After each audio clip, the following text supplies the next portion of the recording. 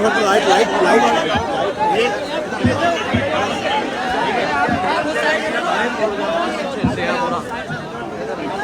Side हो जाओ, light टूट गई भैया।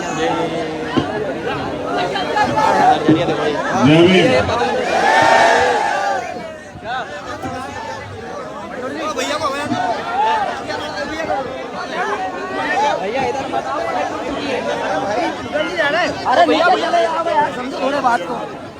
इधर आ जाओ बंटी, हाँ ये टूट गया है, उधर हो जाओ ना। प्लेट टूट गई, उधर से ले लो ना। अरे इधर से नीचे उतारो ना यार सबको।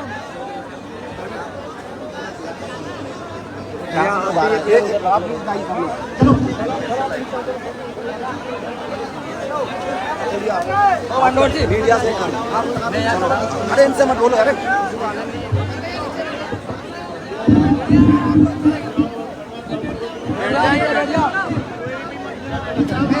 मंच में जो ज्यादा भैया, ये मंच का ध्यान रखो, ये मंच टूट जाएगा। हाथ जोड़ के विनती है, मंच से सब नीचे चले जाओ, नीचे बैठ जाओ उधर पीछे।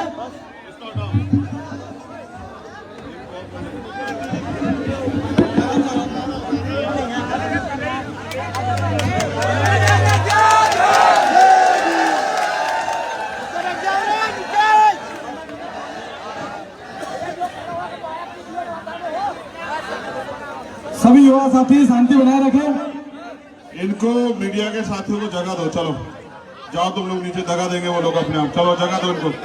चलो तुम लोग आगे पीछे हो जाओ, जाओ गैप करो, इनको जगह दो। चलो फटाफट, तुम्हारी बात पहुंचाएंगे ये लोग आगे तक।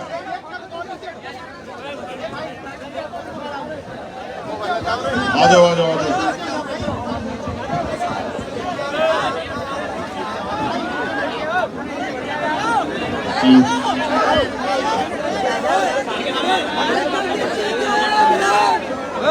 रुक जाओ अभी, रुक जाओ। इधर आ जाओ यार, सामने भैया के तो आया, भैया के सामने कौन आया है? बाबू दर्शन करा के मुझे साथ में रहने भाई।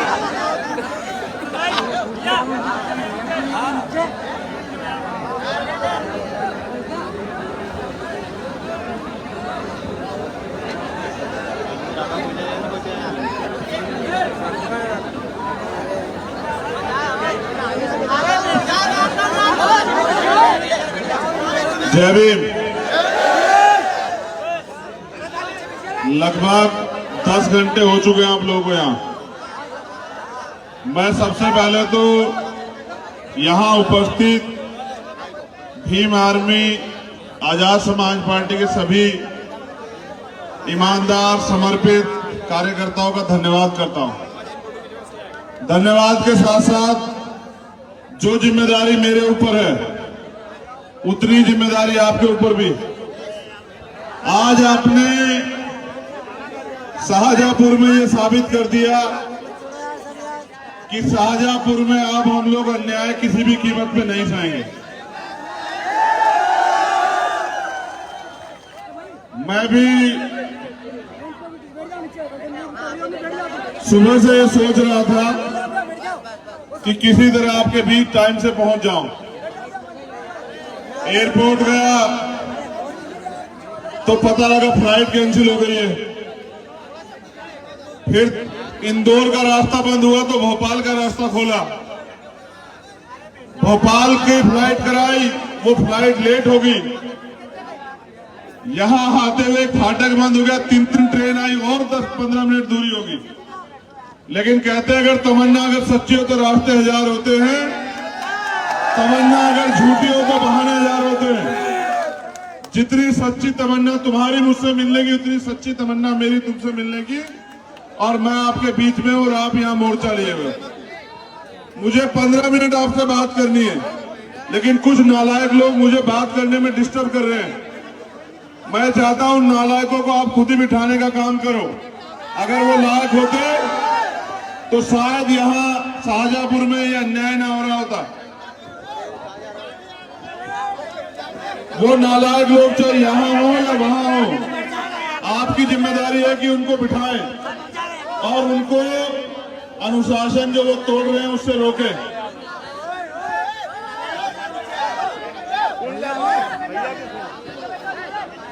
दूर हो ना इससे, दूर करो इनको यार।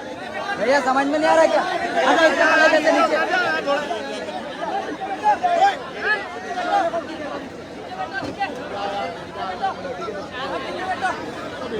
तुम नहीं चाहते मैं अपनी बात रखूं, फिर हल्ला क्यों कर रहे हो?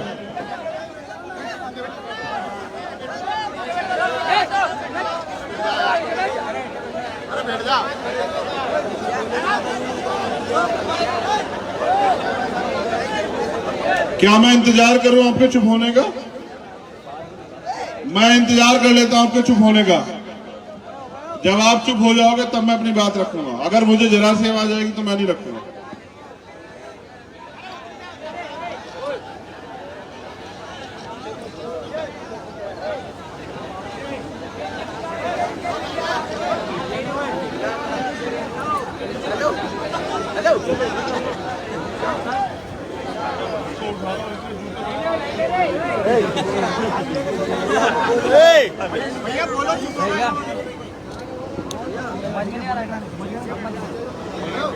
चिन्हित कर ले और सभा खत्म होने के बाद इनको रोक ले।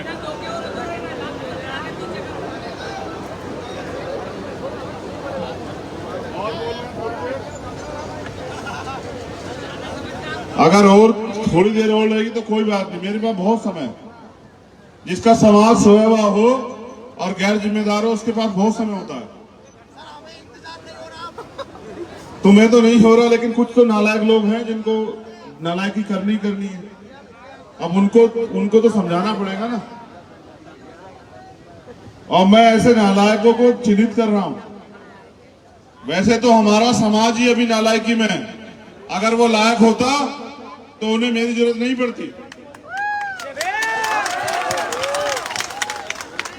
क्योंकि इस देश में व्यापक लंबे समय से जो गुलामी चली आ रही है, हम लोग उस गुलामी में जीना सीख गए और उस गुलामी को हमने अपनी जिंदगी मान लिया।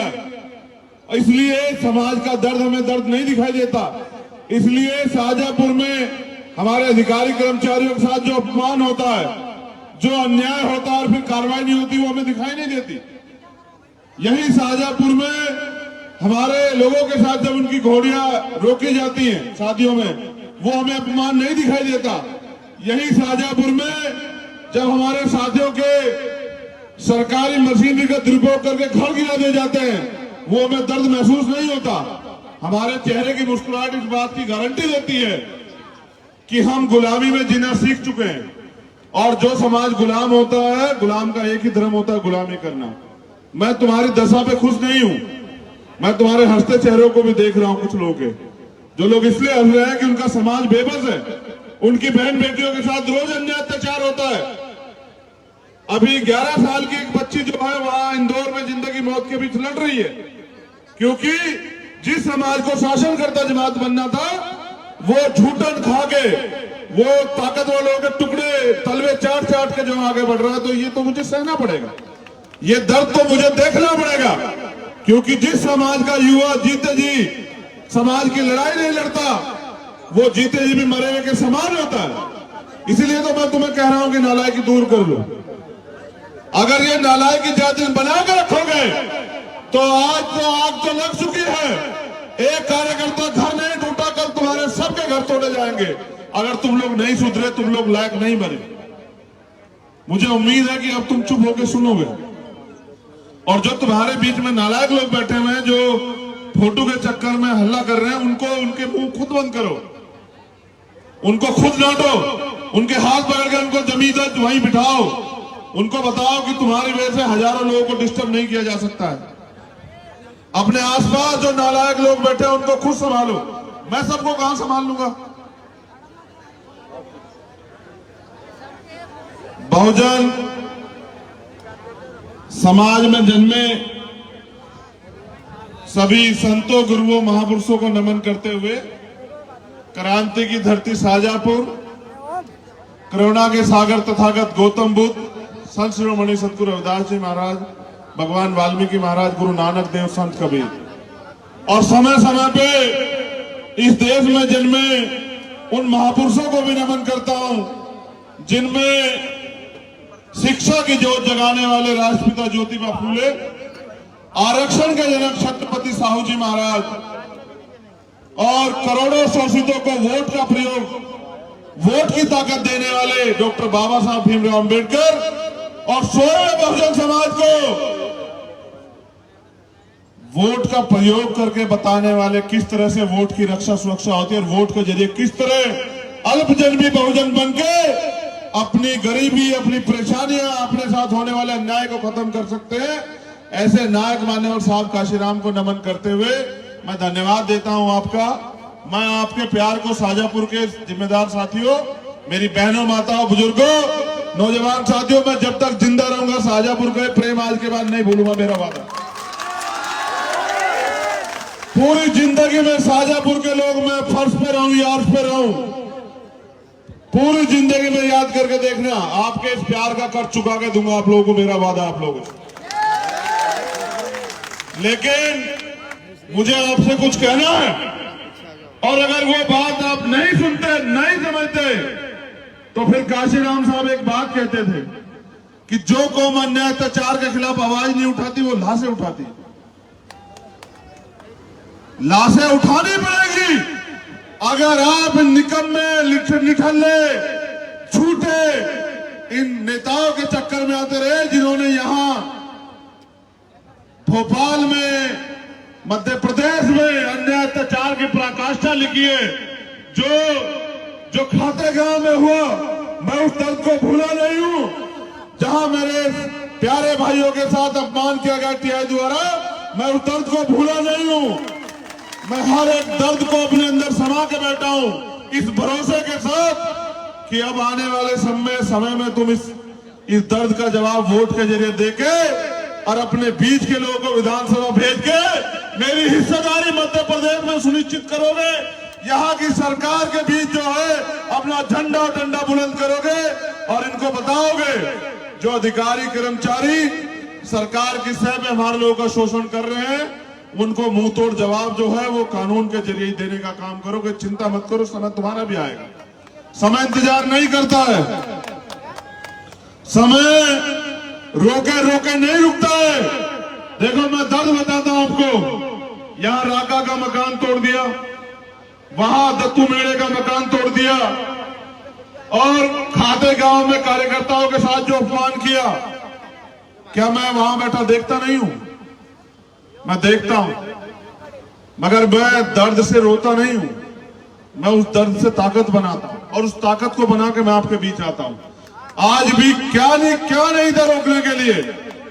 यहां मैं नहीं जानता कि सरकार ने कैंसिल कराई या प्राकृतिक रूप से कोई मुसीबत थी, सारी फ्लाइट इंदौर की कैंसिल की आज आने रोकने के लिए। और वो जो 2 बजे वाली फ्लाइट थी, 2:40 वाली, वो 3:45 बजे उड़ी वहां से, वो भी लेट पे लेट होती रही। मैं समझता रहा कि सरकार को समझ आ गया कि पिछड़े वर्ग के लोगों ने आरक्षण के खिलाफ मोर्चा लिया हुआ है, और अगर ये चंद्रशेखर भी आ गए और ये इकट्ठे हो गए तो आज ही क्रांति हो जाएगी मध्य प्रदेश में। मैं इस बात को वहीं बैठे समझ रहा था,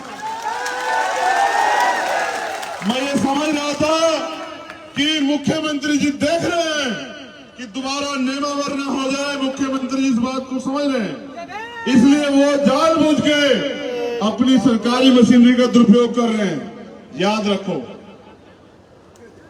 ये गुलाम भारत नहीं है, ये आजाद भारत। जितने अधिकार उनको हैं इतने अधिकार हमें, और जितनी ताकत वो रखते हैं उतनी ताकत हम रखते हैं। लेकिन हम कमजोर इसलिए हैं कि इस देश की 3 बड़ी ताकतें, मनी, माफिया, मीडिया, उनके कब्जे में। अगर हमारे कब्जे में कुछ है तो वो हमारा शरीर, वो हमारी ताकत, और इस अन्याय को हमें सहना पड़ता है। हमें पता है सीवर में जाएंगे तो मरेंगे, लेकिन फिर भी अपने बच्चों के पेट पालने के लिए सीवर में उतरना पड़ता है। ये दिया है सरकारों ने हमें। 70, 71, 72 साल हो गए हमारे लोग भरोसा करते रहे कि ये लोग हमारे लिए कुछ करेंगे, लेकिन उन्होंने किया क्या? रोटी, कपड़ा, मकान से ज्यादा की लड़ाई वो आगे नहीं बढ़ा पाए। अभी तो इस देश में स्वाभिमान सम्मान की लड़ाई दूरी है।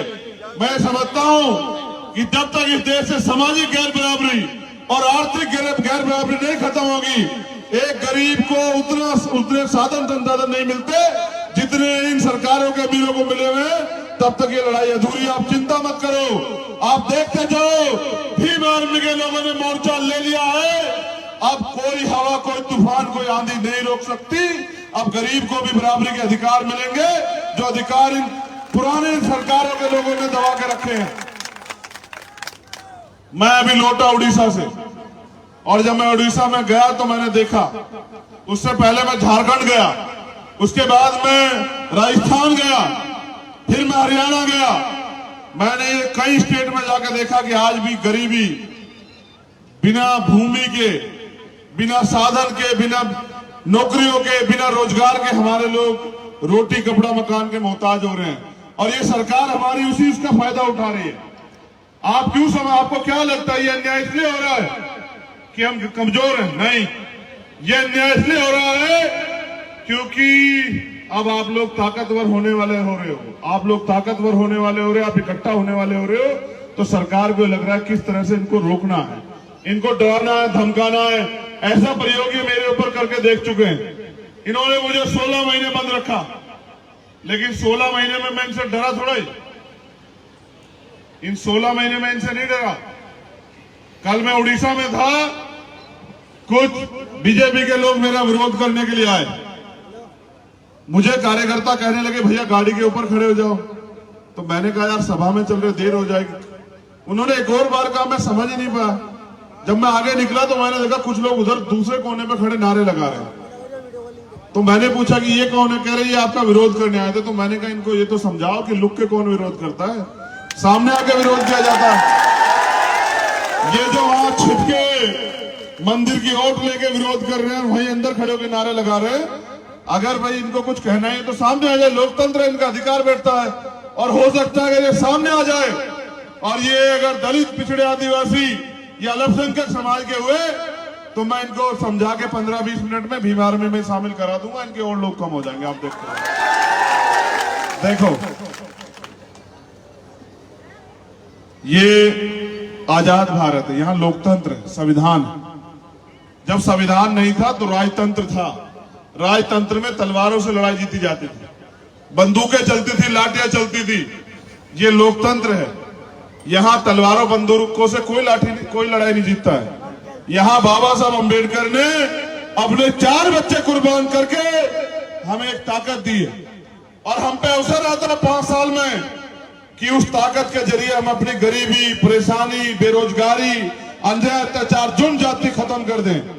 शाहजहांपुर के लोगों, जैसे आज जागे हो, अगर आप मेरे कहे अनुसार आने वाले 1 साल और जागे ना, तो मैं गारंटी से देता हूं कि फिर आपको मेरी जरूरत नहीं पड़ेगी। यहां फिर ऐसे लोग तैयार हो जाएंगे जिनकी कलम में इतनी ताकत होगी कि घर गिराने वाले सलाम करने के लिए सुबह सुबह तुम्हारे घर के सामने आया करेंगे। चिंता मत करो, समय बदलेगा।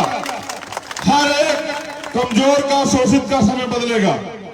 ये लड़ाई, फिर कह रहा हूं, रोटी कपड़ा मकान की नहीं, ये लड़ाई है समता, समानता, बंधुत्व, भाईचारे की। ये लड़ाई है अधिकारों की। कब तक हम लोग जो है सड़कों की लड़ाई लड़ेंगे? आप लोग सुबह से यहां इतने बड़े पैमाने पर शामिल हैं। जितने लोग यहां शामिल हैं उन्होंने अपना काम भी छोड़ा। अगर आप दिन के 2 घंटे, 1 घंटा भी अगर मिशन को दे दोगे तो मैं लिख के कहता हूं कि जिन चीजों से आप परेशान हो, आप अपने चेहरे देखो, थोड़ी देर हंस के सोचते हो कि हम खुश हैं। कहां से खुश हो? आज भी अमीर का कुत्ता एसी में सोता है और हमारे लोग बिना छत के सोते। कहां से खुश हो तुम लोग? कहां से खुश हो? अगर तुम इसी को खुशी मान बैठे तो मैं क्या करूं? मैं तो मानता हूं जब तक इस देश में आर्थिक समानता नहीं आएगी, जब तक गरीब और अमीर बराबर नहीं होंगे, सब लोग बराबर के हिस्सेदार नहीं होंगे, तब तक कहां की ऐसी खुशी? क्या बाबा साहब ने अपने 4 बच्चे इसलिए कुर्बान किए थे कि उनकी आने वाली संतानें इस देश में गुलाम हो जाएंगी? मैं तो ऐसा नहीं मानता कि बाबा साहब ने अपने बच्चे इसलिए कुर्बान किए थे। बाबा साहब ने तो अपनी पत्नी को भी कहा कि मैं राज रतन की परवाह इसलिए नहीं कर रहा हूं क्योंकि मेरे करोड़ों बच्चे जो है गुलाम हो जाएंगे। लेकिन उनके बच्चों को, उनके मिशन को आगे बढ़ाना चाहिए, नहीं बढ़ाना चाहिए? बताओ, बढ़ाना चाहिए, नहीं बढ़ाना चाहिए? बताओ। आप गुलामी सहने के लिए पैदा हुए हो क्या? आप जुल्म, जाति, अन्याय सहने के लिए पैदा हुए हो क्या? क्या गुलामी जुल्म जाति तुम्हारे हिस्से में किसने लिखी है क्या? देखो बात सुनो, घुटनों के बल रेंग के नहीं चलेंगे, आंख से आंख मिला के बात करेंगे और अपने हिस्से की ताकत को, अपने हिस्से के अधिकार को छीन लेंगे। मांगने सिर्फ भीख मिलती है, अधिकार छीनने पड़ते हैं। इसलिए अपनी मुट्ठी ऐसे ऐसे बंद करो मेरे साथ ऐसे।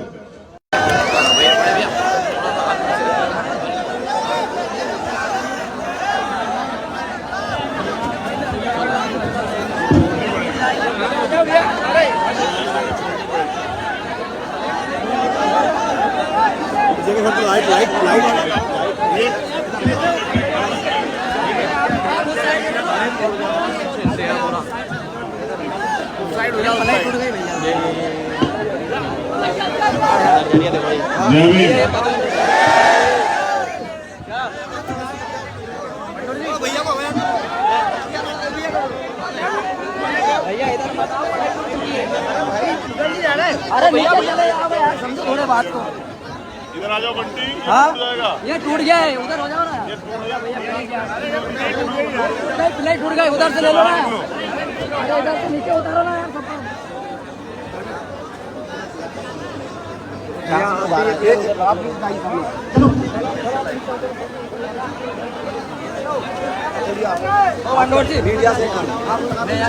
अरे इनसे मत बोलो। अरे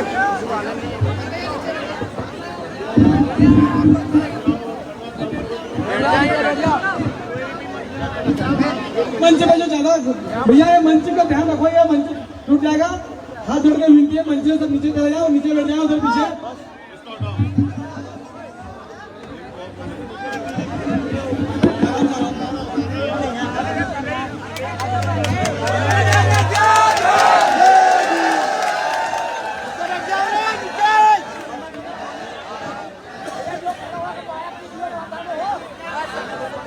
सभी युवा साथी शांति बनाए रखें। इनको मीडिया के साथियों को जगह दो। चलो जाओ, तुम लोग नीचे जगह देंगे वो लोग अपने आप। चलो जगह दो इनको। चलो तुम लोग आगे पीछे हो जाओ, जाओ गैप करो, इनको जगह दो। चलो फटाफट, तुम्हारी बात पहुंचाएंगे ये लोग आगे तक।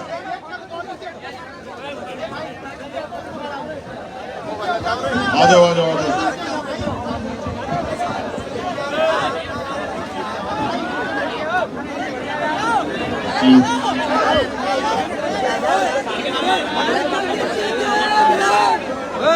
रुक जाओ अभी, रुक जाओ। इधर आ जाओ यार सामने। तो आया भैया के सामने कौन आया है? बाबू दर्शन करा के मुझे साथ में रहने भाई।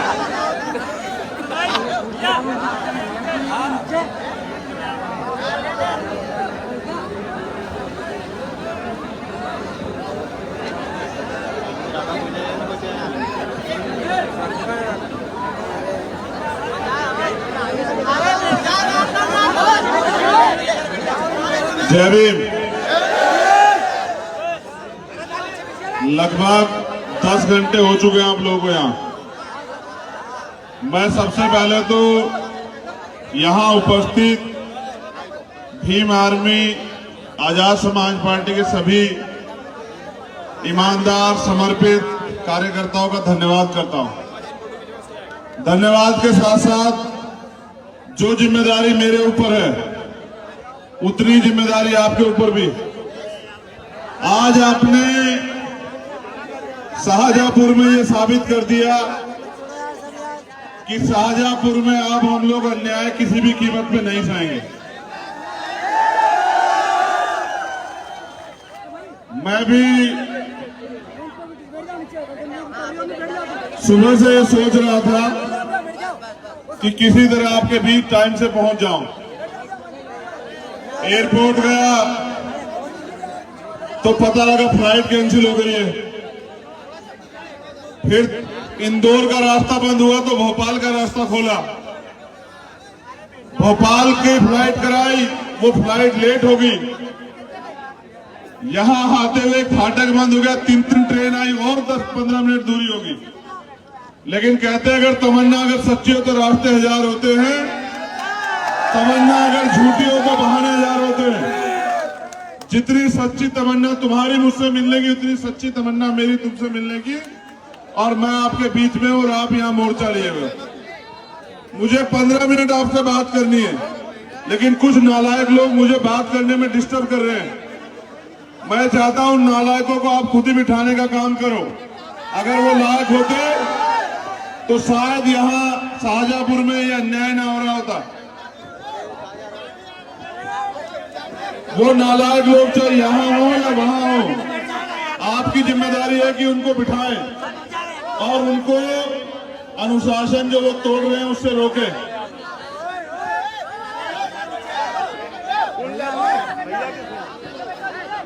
अरे दूर हो ना इससे, दूर करो इनको यार। भैया समझ में नहीं आ रहा क्या? आना इससे आना जैसे नीचे।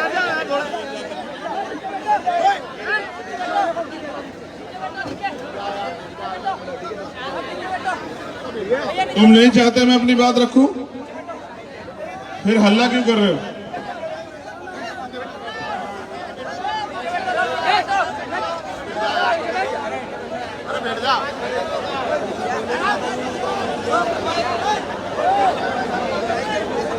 क्या मैं इंतजार करूं आपके चुप होने का?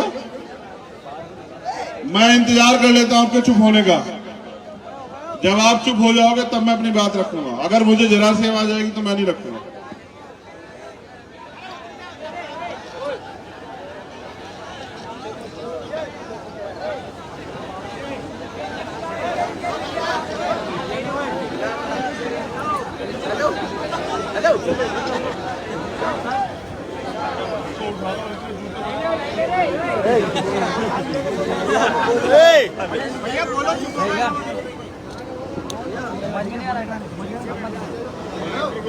चिन्हित कर ले और सभा खत्म होने के बाद इनको रोक ले।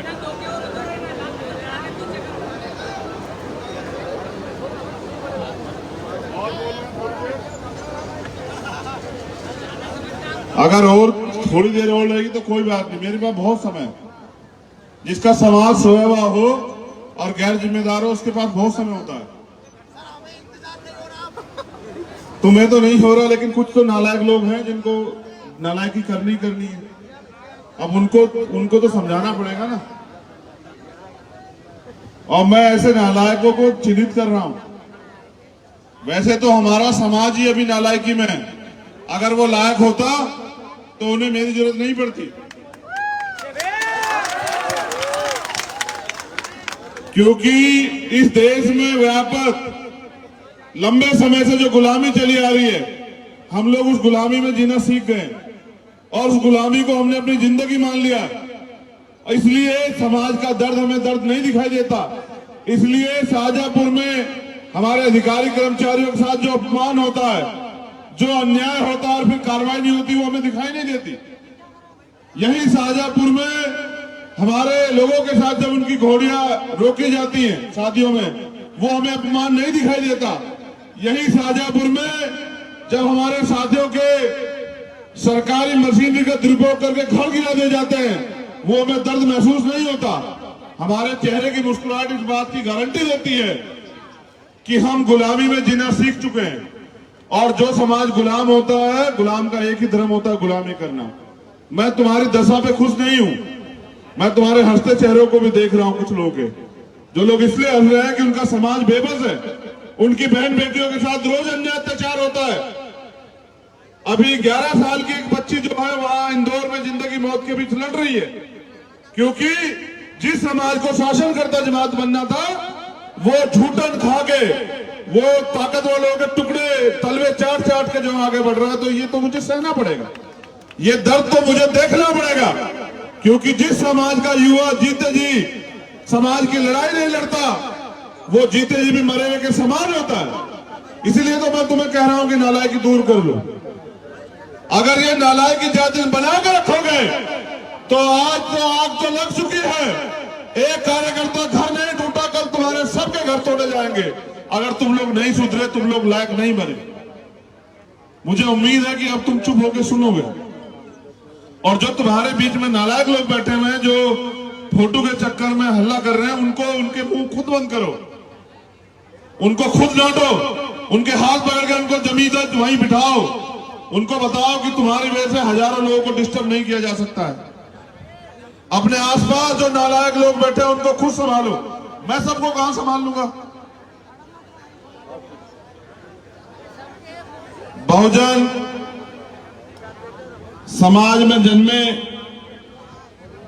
सभी संतों, गुरुओं, महापुरुषों को नमन करते हुए क्रांति की धरती शाहजहांपुर, करुणा के सागर तथागत गौतम बुद्ध, संत शिरोमणि सतगुरु रविदास जी महाराज, भगवान वाल्मीकि महाराज, गुरु नानक देव, संत कबीर और समय समय पे इस देश में जन्मे उन महापुरुषों को भी नमन करता हूं जिनमें शिक्षा की जोत जगाने वाले राष्ट्रपिता ज्योतिबा फूले, आरक्षण के जनक छत्रपति साहू जी महाराज और करोड़ों शोषितों को वोट का प्रयोग, वोट की ताकत देने वाले डॉक्टर बाबा साहब भीमराव अंबेडकर और सोए बहुजन समाज को वोट का प्रयोग करके बताने वाले किस तरह से वोट की रक्षा सुरक्षा होती है और वोट के जरिए किस तरह अल्पजन्मी बहुजन बनके अपनी गरीबी, अपनी परेशानियां, अपने साथ होने वाले अन्याय को खत्म कर सकते हैं। ऐसे नायक मान्यवर साहब काशीराम को नमन करते हुए मैं धन्यवाद देता हूं आपका। मैं आपके प्यार को शाहजहांपुर के जिम्मेदार साथियों, मेरी बहनों, माताओं, बुजुर्गों, नौजवान साथियों, मैं जब तक जिंदा रहूंगा शाहजहांपुर का प्रेम आज के बाद नहीं भूलूंगा, मेरा वादा। पूरी जिंदगी में शाहजहांपुर के लोग मैं फर्श पे रहूं या अर्श पे रहूं, पूरी जिंदगी में याद करके देखना, आपके इस प्यार का कर चुका के दूंगा आप लोगों को, मेरा वादा आप लोगों से। लेकिन मुझे आपसे कुछ कहना है और अगर वो बात आप नहीं सुनते, नहीं समझते, तो फिर काशीराम साहब एक बात कहते थे कि जो कौम अन्याय अत्याचार के खिलाफ आवाज नहीं उठाती वो लाशें उठाती। लाशें उठानी पड़ेगी अगर आप निकम्मे, निठल्ले, झूठे इन नेताओं के चक्कर में आते रहे जिन्होंने यहां भोपाल में, मध्य प्रदेश में अन्याय अत्याचार की पराकाष्ठा लिखी है। जो खातेगांव में हुआ, मैं उस दर्द को भूला नहीं हूं जहां मेरे प्यारे भाइयों के साथ अपमान किया गया टीआई द्वारा, मैं उस दर्द को भूला नहीं हूं। मैं हर एक दर्द को अपने अंदर समा के बैठा हूं इस भरोसे के साथ कि अब आने वाले समय में तुम इस दर्द का जवाब वोट के जरिए देके और अपने बीच के लोगों को विधानसभा भेज के मेरी हिस्सेदारी मध्य प्रदेश में सुनिश्चित करोगे। यहाँ की सरकार के बीच जो है अपना झंडा और डंडा बुलंद करोगे और इनको बताओगे जो अधिकारी कर्मचारी सरकार की सह में हमारे लोगों का शोषण कर रहे हैं, उनको मुंह तोड़ जवाब जो है वो कानून के जरिए देने का काम करोगे। चिंता मत करो, समय तुम्हारा भी आएगा। समय इंतजार नहीं करता है।